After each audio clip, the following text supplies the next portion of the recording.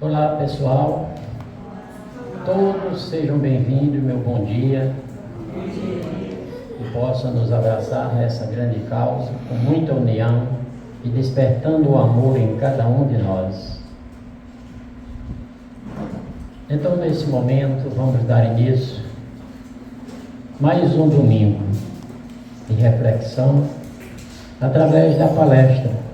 Nós temos como palestrante no dia de hoje Sara Fernandes Martins, uma trabalhadora aqui da casa, e nos traz um tema: ajuda-te e o céu te ajudará.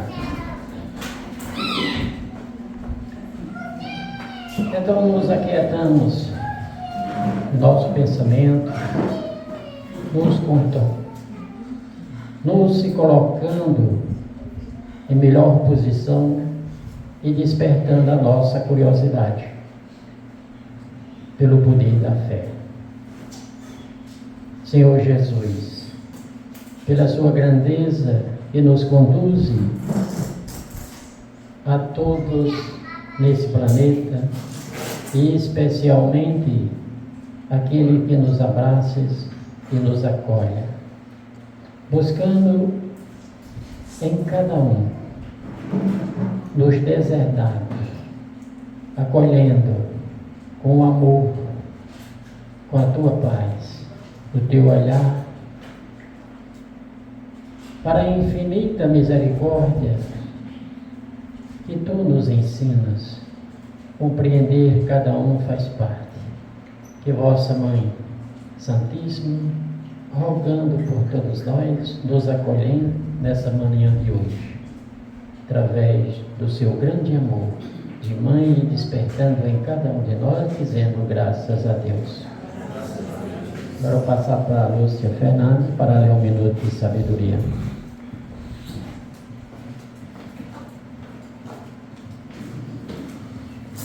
Bom dia. Coloque Deus conscientemente em tudo o que faz e em todos os seus problemas, e verificará em seus sofrimentos e transformação em experiência e aprendizado. Coloque Deus em todos os seus pensamentos, e sua vida transformará num hino de alegria e louvor, porque as dores se esvairão como as trevas, que desaparecem aos primeiros clarões das luzes da aurora. Graças a Deus. Graças a Deus. Antes do início, a leitura do Evangelho. No capítulo 11, amar seu próximo como a si mesmo. Então, dai de César o que é de César. Então os fariseus, tendo-se retirado, decidiram entre si surpreender em suas palavras. Ouviram-lhe, pois, os seus discípulos, como os herodianos, dizer-lhe: Senhor, sabeis que sois verdadeiro e que ensinais o caminho de Deus, na verdade, sem considerar o que quer que seja. Porque não considerais a pessoa dos homens. Dizei-nos, pois, vossa opinião sobre isso. É nos permitido pagar o imposto a César ou não pagar? Mas Jesus, conhecendo a sua malícia, disse-lhe: Hipócritas, por que me tentais? Mostrai-me a peça de dinheiro que se dá para o tributo.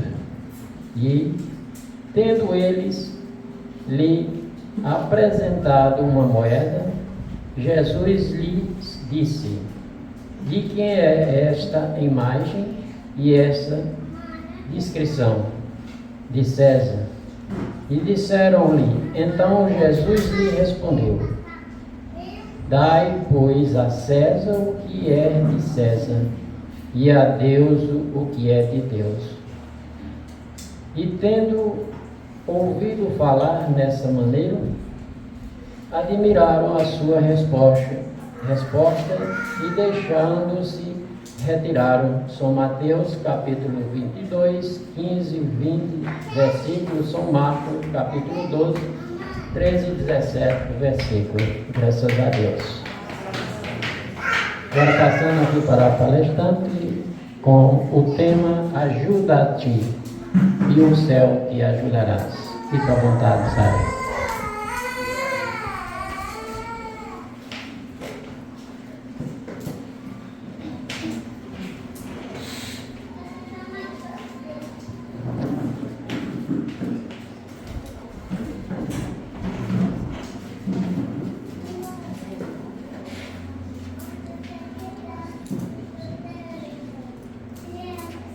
Bom dia, queridos irmãos e irmãs que estão aqui presentes na Casa Espírita Irmãos em Cristo, e para os que nos acompanham pelas redes sociais, pelo YouTube, ajudando a propagar o Evangelho do Cristo Consolador. É uma felicidade poder ter esse momento de conversa hoje com vocês sobre o tema Ajuda-te e o céu te ajudará. Vejam que é uma mensagem muito clara, muito direta. Ajuda-te e o céu te ajudará. De um modo geral, o Evangelho do Cristo, ele traz uma mensagem muito clara. Uma mensagem muito direta, de fácil compreensão. Fora da caridade não há salvação. Existe dupla interpretação com relação a isso? Não, é muito claro que eu preciso praticar a caridade para conseguir evoluir, me salvar. Amar a Deus sobre todas as coisas e ao próximo como a si mesmo. Tem como a mensagem ser mais clara do que essa? A gente precisa amar a Deus sobre todas as coisas e a gente precisa amar ao nosso próximo como a nós mesmos. Ou seja, eu preciso fazer ao meu próximo o que eu gostaria que fizessem comigo. Então a mensagem do Evangelho, ela é muito clara. Não há dificuldade em se entender. O problema é o agir. Porque por mais que nós entendamos a mensagem, a gente precisa abrir mão de muitas condutas equivocadas que nós exercemos no nosso dia a dia.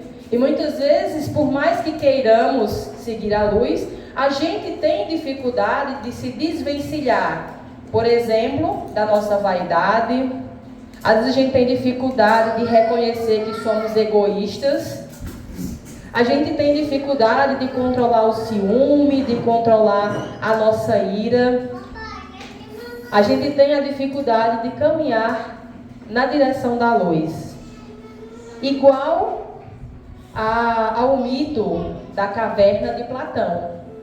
Platão, o grande filósofo grego, escreveu um livro intitulado A República. Nesse livro, ele traz uma conversa entre Sócrates e um de seus pupilos chamado Glauco. E aí Sócrates pede que Glauco imaginem. E aí vamos imaginar uma caverna. Nessa caverna há várias pessoas que estão acorrentadas, viradas para a parede do fundo da caverna. Vamos imaginar essa situação. Várias pessoas que passaram a vida inteira acorrentadas, viradas para a parede. Na entrada da caverna há uma fogueira, e todas as pessoas do mundo exterior que passam por essa fogueira, suas sombras são projetadas na parede. Então todas as pessoas que passam, as sombras ficam projetadas na parede. Os objetos que essas pessoas carregam, as sombras também são projetadas na parede. E as pessoas que estão acorrentadas, a única noção que elas têm de mundo é o que elas veem nessas sombras.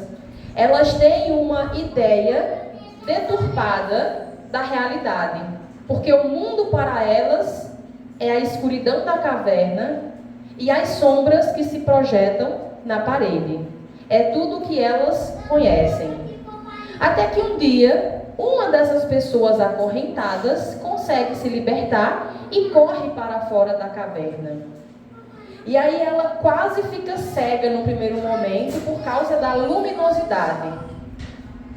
Quando ela se acostuma à luz, que não fazia parte da sua vida, ela se deslumbra com as belezas que ela encontra no mundo exterior, com a natureza, com a grandiosidade do mundo. E aí ela entra num conflito. Será que eu devo voltar e contar aos meus colegas de caverna que estão acorrentados o que eu vi aqui fora? Será que eles vão acreditar nessa luz e virão comigo? Ou eles me chamarão de louco por não acreditar? E aí ele retorna até os seus colegas acorrentados para falar sobre a luz, para falar tudo o que ele viu fora da caverna. E realmente ele é chamado de louco. Em algumas versões, inclusive ele é até assassinado. Mas aí vejam, muitas vezes, grande parte da humanidade são essas pessoas acorrentadas. Muitas vezes nós nos acostumamos de tal forma à escuridão da ignorância, à escuridão dos nossos hábitos, que renegamos a luz. Às vezes a gente tem dificuldade de quebrar essas correntes que nos aprisionam para encontrarmos a luz. É como se, apesar de ansiarmos pela melhora, nós não quiséssemos romper com esse estilo de vida ao qual nós nos acostumamos. Nós temos medo de encarar a verdade. Muitas vezes nós temos medo de encararmos a luz, porque nós não gostamos de reconhecer nossos defeitos. Essa é a verdade. Ninguém aqui se reconhece como fofoqueiro, Muito difícil. Mas volta e meia a gente se pega falando da vida de alguém. Ai, nossa, uma história quentíssima. Então, veja, a gente tem essa dificuldade. É engraçado, mas é comum a todo mundo. A gente tem essa dificuldade de reconhecer as nossas falhas e tentar melhorá-las. Porque a gente só consegue melhorar algo se a gente reconhece o problema. Se eu não me reconheço como uma pessoa com muita raiva, com muita ira, toda a vida eu vou estourar, como a gente chama, mas eu não vou reconhecer que isso é uma atitude que pode magoar o meu próximo, e eu nunca vou mudar isso. Eu fico justificando. Ah, mas eu explodi porque fulano me encheu muita paciência. Ah, mas eu fiz isso, eu explodi porque eu estou estressado. Mas a gente não reconhece que isso parte de nós. É algo interior e não exterior. Por isso que nós precisamos nos ajudar. Porque vejam, as pessoas da caverna, por mais que o amigo entrasse e avisasse e dissesse: gente, eu estive fora da caverna, lá tem muita luz, lá tem belezas incríveis que a gente nunca vai presenciar aqui nessa caverna. Mesmo ele falando, as pessoas acorrentadas não se ajudaram. Elas quiseram permanecer na ignorância da escuridão da caverna. Por isso que esse tema é essencial. Nós precisamos entender que o primeiro passo nós temos que dar. Nós precisamos nos ajudar para aí sim conseguirmos a ajuda divina. Porque no nosso dia a dia, o que nós fazemos? Nós invertemos essa frase. Geralmente nós esperamos a ajuda divina para agir. Muitas vezes a gente fica: eu queria isso, eu queria que tal coisa acontecesse, eu queria melhorar dessa situação. E a gente fica preso apenas na prece e esquece de agir. É só a gente pensar. E foi isso que até me motivou a falar sobre esse tema. Eu comecei a refletir sobre as minhas preces e comecei a perceber que eu estava pedindo muito mais do que agradecendo. Será que na minha vida não tem nada que eu possa realmente agradecer?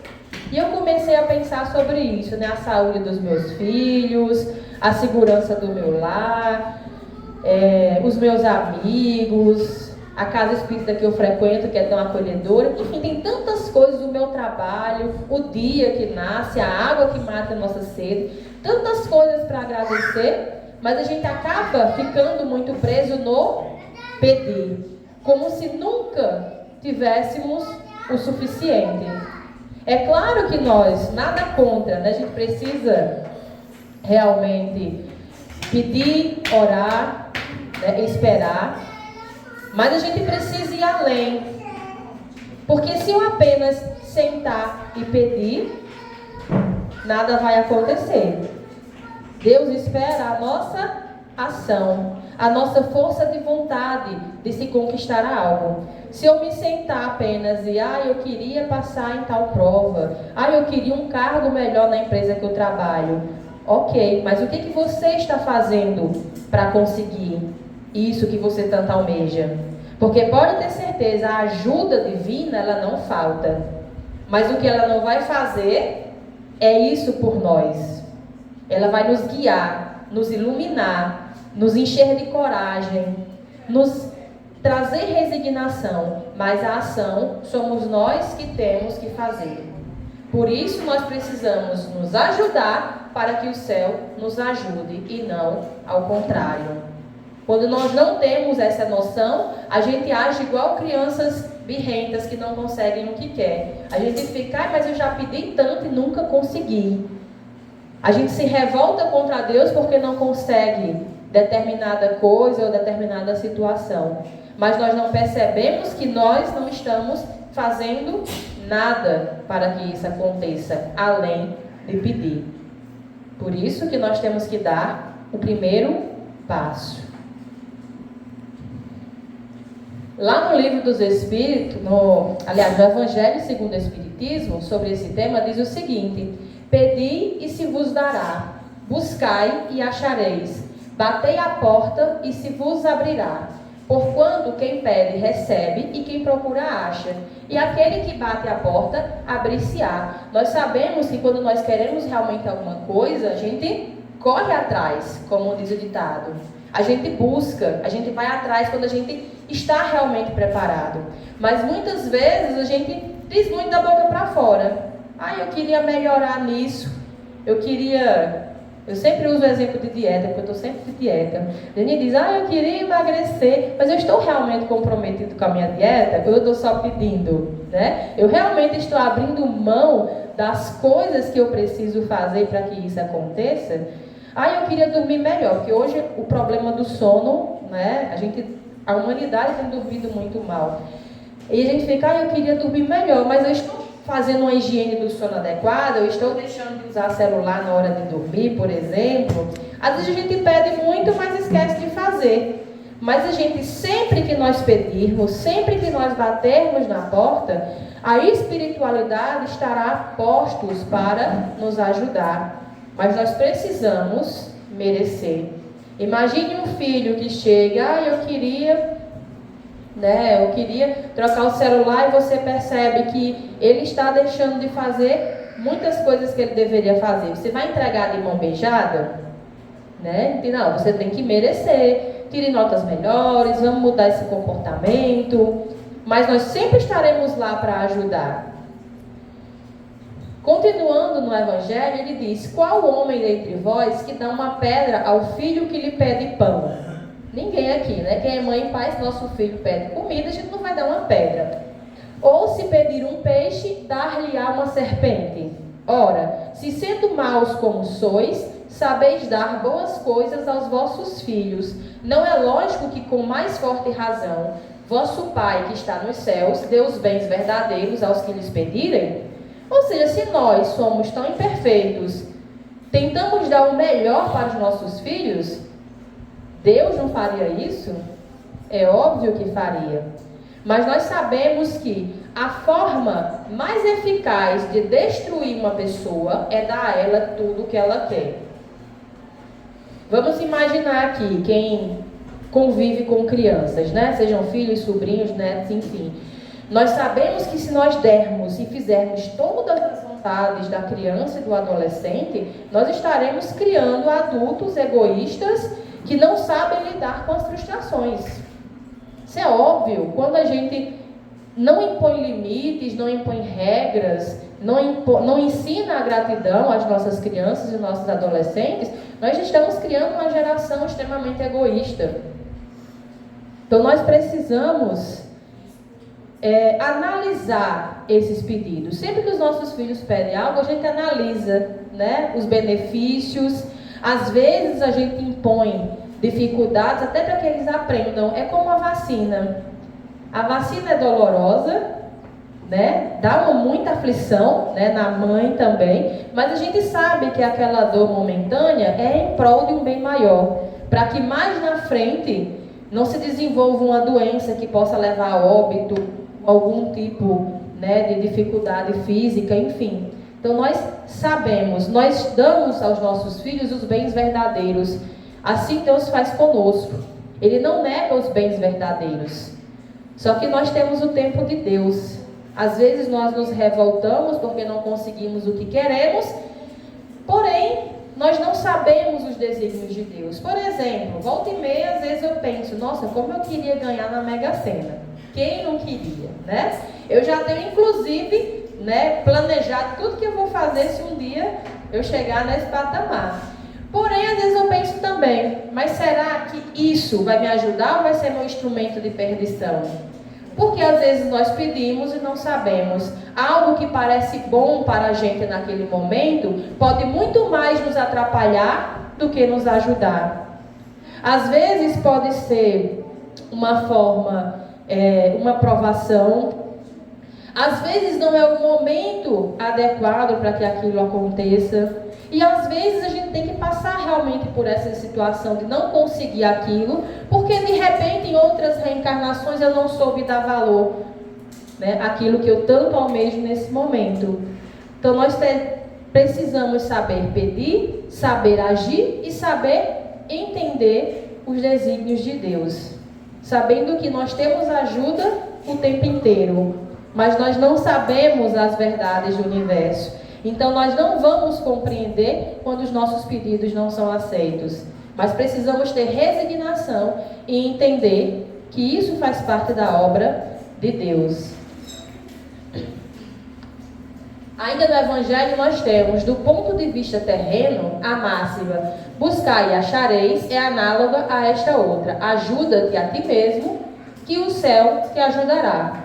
É o princípio da lei do trabalho e, por conseguinte, da lei do progresso. Porquanto o progresso é filho do trabalho, visto que este põe em ação as forças da inteligência. Então, a premissa ajuda-te e o céu te ajudará é através do trabalho. O trabalho rege a lei do progresso. Nós só progredimos, nós só avançamos através do trabalho. Trabalho de uma forma geral. Quando a gente fala em trabalho, geralmente nós pensamos no trabalho material, né? Aquele que nos traz o sustento. E até mesmo no trabalho que nos traz o sustento, eu só consigo progredir através do trabalho. Então, se eu quero melhorar no meu emprego, melhorar meu salário, melhorar o meu cargo, eu preciso me esforçar, trabalhar, ser um bom trabalhador, e aí eu vou conseguir progredir, aprender mais, alcançar uma melhor situação na empresa, no estabelecimento, enfim. A gente pensa muito em trabalho dessa forma e a gente consegue progredir. Mas trabalho vai muito além disso. E aí, lá no livro dos Espíritos, nós temos toda uma seção falando sobre, né, as leis da natureza de uma forma geral, e uma dessas leis é a lei do trabalho. E aí, lá na pergunta 674, nós temos a seguinte indagação: a necessidade do trabalho é lei da natureza? Ou seja, o trabalho é uma convenção social, ou seja, é algo só porque a sociedade precisa que a gente gire a economia, ou isso é uma lei natural? E aí nós temos a seguinte resposta: o trabalho é lei da natureza. Por isso mesmo que constitui uma necessidade. E a civilização obriga o homem a trabalhar mais, porque ele aumenta as necessidades e os gozos. Ou seja, o trabalho não é apenas algo social. Obviamente, né, nós precisamos trabalhar, porque é através do trabalho material que nós conseguimos os recursos financeiros que nos alimentam, né, que pagam ali, custeiam o nosso estilo de vida, a educação dos nossos filhos, pagam as nossas contas, os boletos e as faturas. É muita conta, né? A gente precisa desse trabalho. Então é uma necessidade social, porém também é uma lei da natureza. É uma necessidade. Nós evoluímos moralmente através do trabalho. Através do trabalho de caridade, que também é um trabalho. Então isso é uma necessidade. Nós somos seres ativos, nós precisamos agir. Nós sabemos que se nós nos acomodarmos, nós nos atrofiaremos. Se, por exemplo, eu não exercitar o meu cérebro de alguma maneira, eu não vou aprender. Se eu não mexer os meus músculos, eles irão se atrofiar. Por mais que eu tenha todas as capacidades corpóreas boas, se eu não me movimentar, com o tempo eles irão se atrofiar. Então o trabalho é uma necessidade, é uma lei. E é ela que rege a lei do progresso. É através dele que nós evoluímos. Moralmente, espiritualmente, materialmente, todos os mentes aí que nós temos. Na pergunta 675, nós temos: por que por trabalho só se deve entender as ocupações materiais? Não. O espírito trabalha assim como o corpo. Toda ocupação útil é trabalho. Então, o trabalho, dentro da doutrina espírita, é toda ocupação útil. Geralmente falamos em trabalho, como já comentei, a gente pensa na nossa ocupação social. Por exemplo, meu trabalho é ser professora. Eu trabalho como professora de fundamental e médio. Nós temos aqui mecânicos, metalúrgicos, advogados, agricultores, donas de casa. Também é um trabalho, diga-se de passagem, dos mais árduos. Isso é trabalho. Mas o espírito também trabalha. Nós trabalhamos em outras esferas. Por exemplo, ao terminar a reunião, quando eu ajudo a organizar as cadeiras, ou quando eu ajudo colocando a água fluídica nos copos, isso é trabalho, um trabalho de caridade. Quando eu visito os idosos, no lar dos idosos, quando eu faço alguma visita em hospitais, quando eu converso com aquela pessoa que precisa ser escutada, mesmo que eu não goste muito, às vezes a gente fica, fulano está me ligando, eu queria falar com ela, mas quando a gente tem a ação de, não, eu vou oferecer um ombro amigo, isso também é um trabalho, isso também é uma ocupação útil, e isso nos faz progredir. E dentro dos nossos próprios trabalhos, nós também podemos evoluir moralmente. Eu, como professora, quando eu tento, ir além das minhas obrigações contratuais, por exemplo, quando eu vejo a criança que está em extrema dificuldade, e aí eu tento trazer aquele conteúdo de uma maneira diferenciada, quando eu tento entender os problemas, muitas vezes, que acontecem, A gente não é psicólogo, mas age como se fosse, muitas vezes. Quando eu tento entender os problemas, muitas vezes, que aquela criança ou aquele adolescente traz de casa, eu também estou trabalhando, não como professora, mas eu acabo evoluindo também nesse sentido. Vamos pensar no trabalho de um enfermeiro, uma enfermeira, que muitas vezes vai além, das suas funções, quando ela escuta o paciente naquela situação, nem é a obrigação dela, mas quando ela faz isso, ela está fazendo o trabalho da caridade e também está progredindo moralmente, porque todo trabalho ele é mútuo. Então o trabalho ele vai além. O trabalho é toda ocupação útil. Vou passar aí, por favor. E aí, por que o trabalho se impõe ao homem, eu só lembro do seu Madruga, não gostava de trabalhar, do Chaves. Mas por quê? Que a gente precisa trabalhar? E lá no Livro dos Espíritos, na pergunta 676, a gente tem essa resposta. Por ser uma consequência da sua natureza corpórea. É expiação e, ao mesmo tempo, meio de aperfeiçoamento da sua inteligência. Sem o trabalho, o homem permaneceria sempre na infância quanto à sua inteligência. Então, primeiro, o trabalho é uma consequência da natureza corpórea. É inegável a importância do trabalho para a sociedade. Porém, o trabalho também pode ser expiação E às vezes eu até brinco, né? Como professora, a gente tem várias e várias situações complicadas. Aí eu fico imaginando, gente, o que eu fiz nas outras vidas para escolher ser professora, né, nessa encarnação? Eu acho que eu negligenciei muita gente para agora vir todo mundo ali, ó. Vamos ter atenção. O que me conforta é porque dizem que professor já tem um lugarzinho no nosso lar, né? Já tem uma casinha lá, uma associaçãozinha para acolher-nos. Mas enfim, muitas vezes o nosso trabalho, brincadeiras à parte, o nosso trabalho é realmente expiação, né? Mas também meio de aperfeiçoamento. Mesmo que meu trabalho seja uma expiação, ele também é um meio de me aperfeiçoar. Por exemplo, como professora, mesmo que eu saiba assim, de cor e salteado os conteúdos que fazem em torno de 11 anos, né, que eu ministro aulas, toda vez que eu vou dar aula, eu preciso me preparar, organizar, qual é a forma como eu vou aplicar esse conteúdo. Eu não posso dar uma aula hoje da forma como eu dava lá em 2011, por exemplo, porque os tempos são outros, né? Nós temos outras necessidades. Então eu vou me aperfeiçoando, aprendendo mais.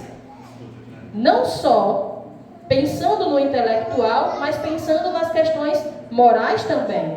Porque a situação dos nossos jovens lá em 2011 é muito diferente da situação que a gente encontra hoje. Os casos de ansiedade, depressão, os vários diagnósticos que nós encontramos hoje nas salas de aula, na sociedade, requer um olhar diferenciado também. Então vejam como isso me aperfeiçoa, tanto intelectualmente como moralmente. E pensando em todos os trabalhos que nós exercemos, mesmo o trabalho de dona de casa ou de dono de casa, que muitas vezes ele não é dado devido valor, né? Os trabalhos de cuidado que nós exercemos, eles também nos aperfeiçoam, né? Porque geralmente a gente se volta ali para a família. Então por isso, né, o trabalho, por isso é que seu alimento, sua segurança e seu bem-estar dependem do trabalho e de sua atividade. Em compensação ao extremamente fraco do corpo, outorgou Deus a inteligência, mas é sempre um trabalho. Todos os trabalhos são igualmente importantes. Apesar de que nós vivemos em uma sociedade em que determinadas funções são mais... tem uma importância maior socialmente do que outras, né? Nós sabemos. Muitos trabalhos são ali quase invisíveis, mas são extremamente importantes. Vamos pensar, por exemplo, no trabalho de uma pessoa que é gari. Praticamente trabalhadores invisíveis, mas imaginem nossa sociedade sem essa função. Imaginem o caos que seria. Mas a gente tem essa propensão social a privilegiar determinados trabalhos do que outros. Mas o que a gente vê aqui nesse trecho do Livro dos Espíritos é que tudo é um trabalho, e é um trabalho importante. Por exemplo, se eu comparar um professor de universidade, é claro que, né, tem um doutorado, um mestrado, né, se esforçou muito para chegar nessa posição, mas comparando com um monitor de creche, por exemplo, obviamente que socialmente esse professor de universidade, ele tem um status maior na sociedade, mas é um trabalho tão importante quanto aquela pessoa que fica com os nossos filhos na tenra idade ali, na primeira infância. Olha a importância dos valores que são repassados para essa criança na sua fase de 1 ano, 2 anos, 3 anos. Mas a gente tende a não valorizar tanto quanto. Mas o que o Livro dos Espíritos nos traz é que, apesar desses valores que nós atribuímos, todos os trabalhos, toda a ocupação útil, ela é extremamente necessária. Porque nós interdependemos. No trabalho de uma casa espírita, nós temos, né, os médiuns ostensivos, que é um trabalho muito, assim, que requer bastante, mas também temos os médiuns de sustentação, a pessoa que fica aqui fora distribuindo a água, isso também é um trabalho que precisa ser feito. Então não é uma questão de status, é a questão da necessidade. Tudo está interligado. Tudo é um trabalho útil que conflui para a organização de um todo. E aí, com relação à marcha do progresso, porque o trabalho é a lei do progresso também, na pergunta 779 nós temos: a força para progredir áurea o homem em si mesmo, ou o progresso é apenas fruto do ensinamento? Então, essa vontade que nós temos de melhorar. Todo mundo aqui quer melhorar de alguma forma, não é? Seja financeiramente, moralmente, não importa, a gente sente essa necessidade de melhorar. Mas será que isso é uma coisa que é ensinada, ou isso é algo inerente ao nosso ser? Foi essa pergunta feita aí, no item 779. E aí nós temos a seguinte resposta: o homem se desenvolve por si mesmo, naturalmente, mas nem todos progridem simultaneamente do mesmo modo. Dá-se então que os mais adiantados auxiliam o progresso dos outros por meio do contato social. Então a vontade de mudar está dentro de nós, a vontade de avançar. É por isso que nós nunca regredimos. A gente pode estacionar ou avançar, mas nós nunca regredimos, porque faz parte da nossa essência espiritual a vontade de melhorar, de encontrar a luz. O que acontece muitas vezes é que uns progridem, nem todos progridem do mesmo modo. Algumas pessoas são mais preparadas para abdicar, de seus comportamentos nocivos do que outras. Quem consegue fazer isso avança mais rápido. Quem tem dificuldade de enxergar a luz fora da caverna avança mais devagar. Mas a marcha sempre continua, rápida ou lenta, ela sempre continua. E cabe a quem está mais avançado ajudar os que estão mais devagar. Por isso nós temos muitos espíritos de luz que vêm em missão, nem tem mais a obrigação de vir, de voltar à Terra, mas eles vêm para nos ajudar. Eles vêm para nos mostrar a luz. Jesus, por exemplo, o maior exemplo disso. Imaginar tudo o que ele sofreu por nós. Não porque ele tinha pecados para expiar, mas veio no movimento redentor para nos ensinar.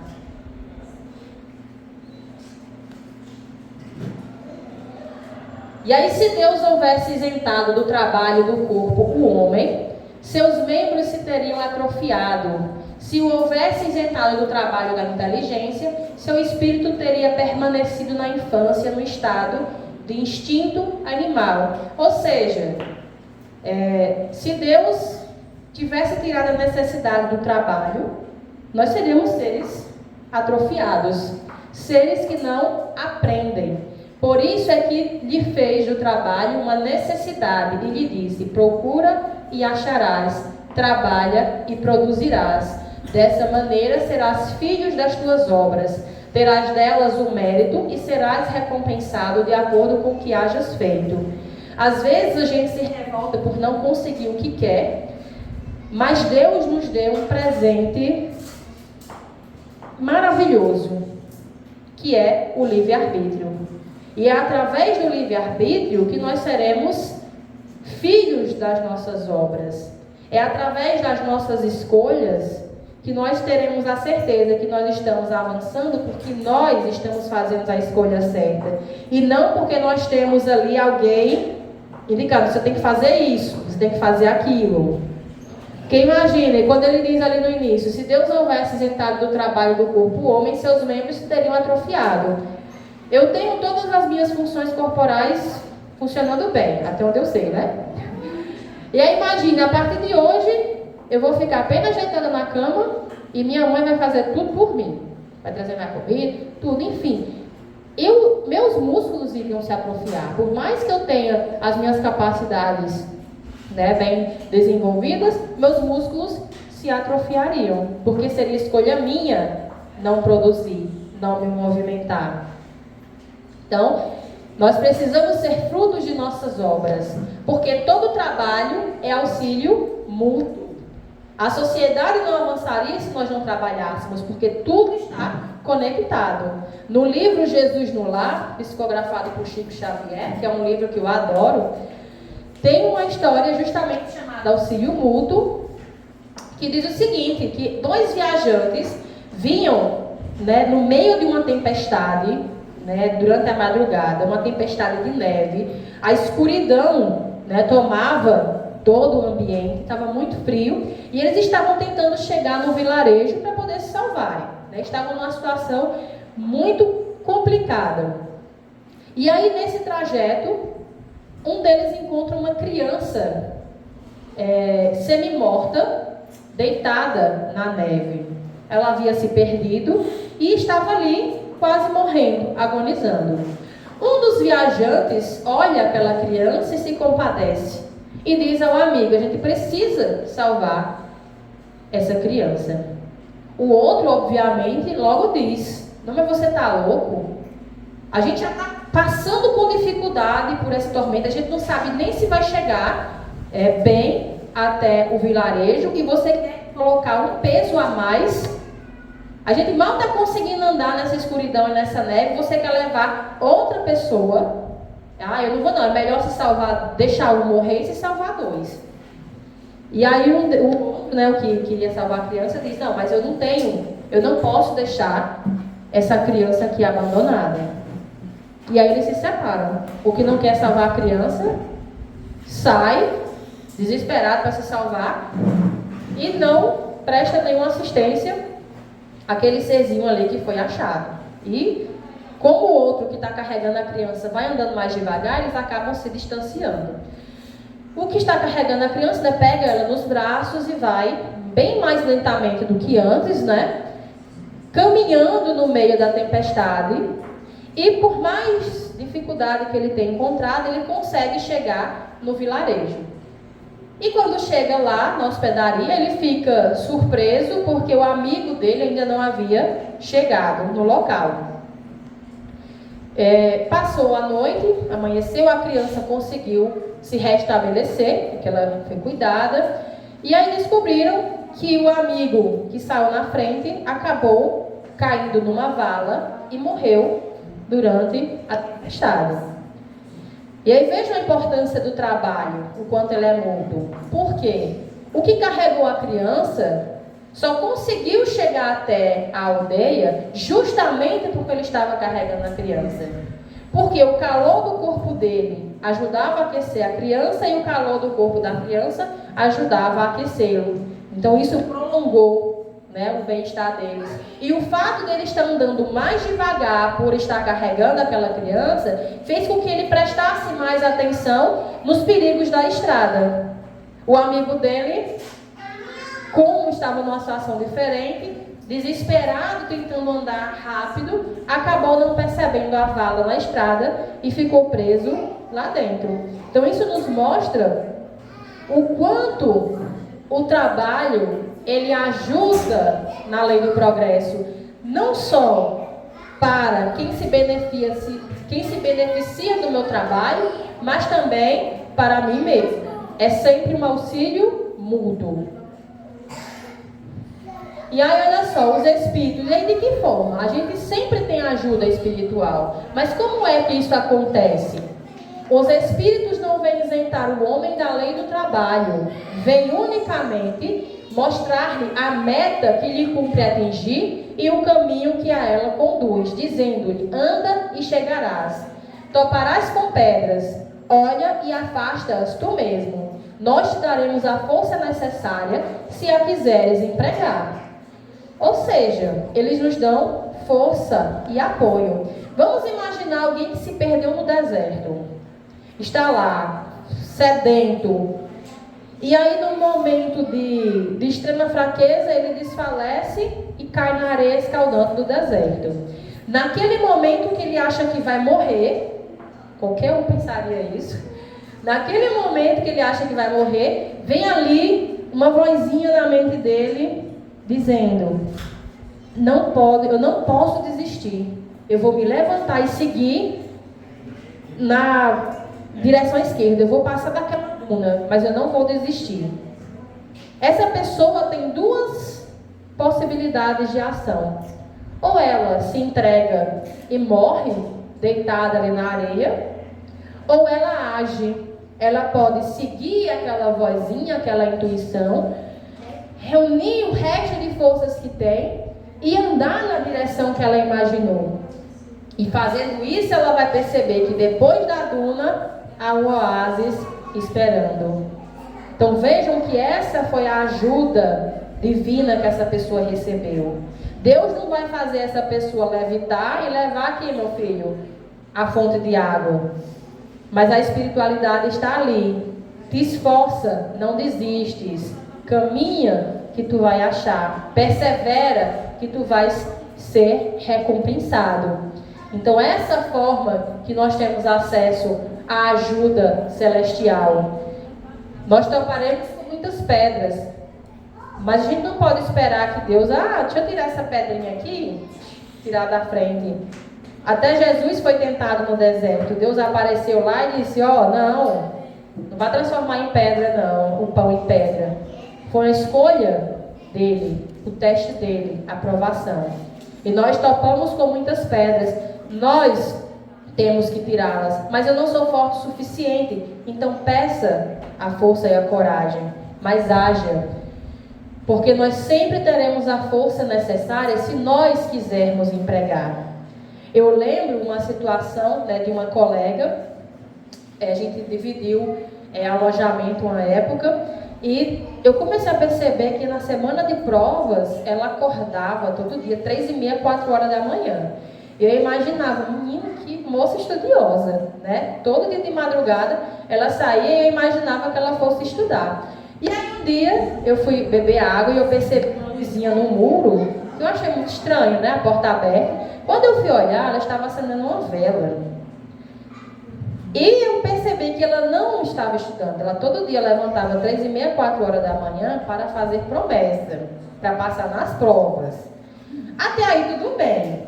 O problema, tudo bem, né? Promessa, pedir. Mas ela esqueceu um detalhe assim, bem importante. Que era o quê? Ela não estudava. Ela fazia um monte de prece, de promessa, mas esquecia do principal, minha gente, que é estudar. E eu fico imaginando hoje, o que é que ela esperava? Que quando fosse fazer a prova, né, o espírito ali de luz no lado, não é ser não, o ED de Deus, é a de amor. Então, a gente precisa se ajudar. Porque imagine, eu estudei, graças a Deus eu tenho hoje meu concurso, mas eu passei anos e anos estudando e me preparando. Mas eu tinha muita consciência de, eu posso pedir, Deus, eu queria passar no concurso. Mas eu vou imaginar que todos os meus concorrentes também vão pedir a mesma coisa. Então por que ele vai me dar essa honra e não aos outros? Então eu preciso me mostrar merecedor. Então eu sempre pedia nos meus estudos, que eu possa me focar. Eu vou estudar isso aqui, eu queria condições, porque às vezes a gente começa a fazer uma coisa e aparece toda sorte de atrapalho, né? Chega gente, menino chorando, falta internet, falta luz, enfim, a pessoa adormece. Mas eu sempre pedi apoio, orientação, ajuda. No dia da prova, eu pedia que eu conseguisse me lembrar para aplicar aquilo que eu estudei. Porque eu tinha muita ciência na época que eu não ia ter meu guia espiritual lá, dando as respostas. Mas se eu pedisse, me ajuda a lembrar tudo o que eu estudei, vejam como é diferente, né? As opções, as alternativas. E muitas vezes a ajuda vem de maneiras que a gente nem percebe. Porque às vezes quando a gente não pede ajuda, acontece, não sei, algum desarranjo intestinal na hora da prova, às vezes um carro quebra, às vezes dá o famoso branco. Mas aí a oração nos ajuda a nos acalmar, a nos concentrar. São as ajudas que nós recebemos. Priorizem. A prece é extremamente importante, mas a gente também precisa incentivar a ação. Eu lembro que na última prova de concurso, na hora de sair, eu já estava assim, em cima do horário, igual eu estou agora, rapidinho. Em cima do horário, quando eu fui sair, eu pensei, eu podia lembrar metonímia, porque metonímia é uma figura de linguagem que tem muitas subdivisões. E aí veio isso na minha cabeça na hora que eu estava saindo. E aí, em vez de virar e pegar o livro e relembrar, eu disse, não, vou fazer uma prece aqui. Fiz a prece e saí. Pois não é que no danado da prova, justamente tinha uma questão envolvendo metonímia, que por acaso eu errei, porque eu não li antes de sair. Aí depois eu pensei, eu poderia ter revisado, e no caminho para a prova, eu poderia ter feito a prece. Quando eu sentei na cadeira que a gente espera o tempo, eu poderia ter feito a prece. Mas eu priorizei o mais fácil na hora, né? Falei, não vou rever isso de novo. Eu vou só pedir. E aí foi uma mensagem muito clara que além de pedir, nós precisamos trabalhar. Nós precisamos agir. E aí para finalizar, eu trouxe só um textinho bem rápido, psicografado por Chico Xavier, né, de André Luiz, que é uma mensagem muito clara para a gente sobre esse tema, né? Ajuda-te o céu te ajudará. Diz você que o mundo é um amontoado de males infinitos. Entretanto, se você quiser construir o bem na própria alma, respirará desde agora na faixa do mundo melhor que surgirá em si mesmo. Diz você que a casa onde reside é uma forja de sofrimento pela incompreensão dos familiares que lhe ignoram os ideais. É bem comum, né, a gente pensar isso da família. Contudo, se você quiser servir com paciência e bondade, ajudando a cada um sem reclamar retribuição, embora pouco a pouco passarão todos eles a conhecer-lhes o princípio através de seus atos, convertendo-se o lar em ninho de bênçãos. Diz você que a ingratidão mora em seu campo de trabalho, transfigurando-o em um lugar de suplício, que também é bem comum, né? Todavia, se você quiser consagrar-se ao próprio dever, com humildade e tolerância, observará que o seu exemplo granjeará o respeito e o carinho dos outros, transformando-se-lhe a tarefa em manancial de alegria. Diz você haver perdido a fé ante aqueles que ensinam a virtude sem praticá-la, o que também é bem comum. Ele diz, eu estava seguindo fulano e eu vi ele fazendo a coisa totalmente diferente do que ele prega. No entanto, se você quiser, cumprirá com tanto devotamento as próprias obrigações, que a fé lhe brilhará no coração por fonte de júbilo intransferível. Diz você que não dispõe de recursos para ajudar o companheiro em luta maior. Contudo, se você quiser repousar menos alguns minutos em seus lazeres de cada dia, poderá converter algumas horas cada semana em auxílio ou consolação para os semelhantes, conquistando a simpatia e o concurso de muita gente.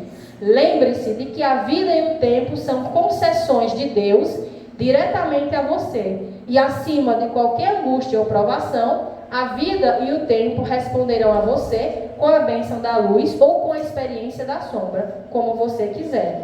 Então cabe a nós, depende de nós, se nós quisermos a bênção da luz ou a experiência da sombra. E eu espero que nós escolheremos a luz, né? Obrigada.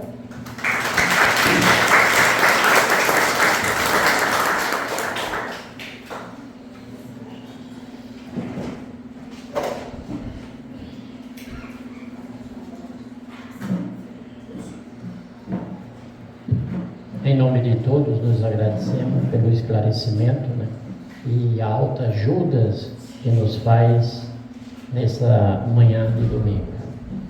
E para fazer uma pausa aos nossos trabalhos, para fazer a prece final, eu vou passar a nossa palestrante para concluir. Então, fechamos os nossos olhos, nos sentemos de maneira confortável e pensemos na figura do Mestre Jesus, em toda a sua luz, em toda a sua bondade, a derramar sobre nós graças infinitas. E procuremos ser grato todos os dias, apesar de todas as dificuldades, apesar de todos os problemas que nos preocupam, que nos deixam ansiosos, que dificultam a nossa vida. Lembremos sempre da máxima de que não devemos dizer a Deus que nós temos um grande problema, mas devemos dizer aos nossos problemas que nós temos um grande Deus, porque Ele nos ilumina e nos encoraja a enfrentarmos todas as nossas dificuldades. Então, que possamos ser gratos por essa semana que se inicia, pela dádiva da nossa vida e que rogamos sempre força para avançarmos na direção da luz. Graças a Deus. Graças a Deus e nós agradecemos a todos que aqui estão e àqueles que nos escutam. E agora vamos nos organizar em filas para receber o passo magnético e pedimos a cada um fazer o silêncio, o possível em silêncio. E isso é importante tanto para nós como para todos que estão trabalhando com as energias. Um abraço, aquele abraço a todos.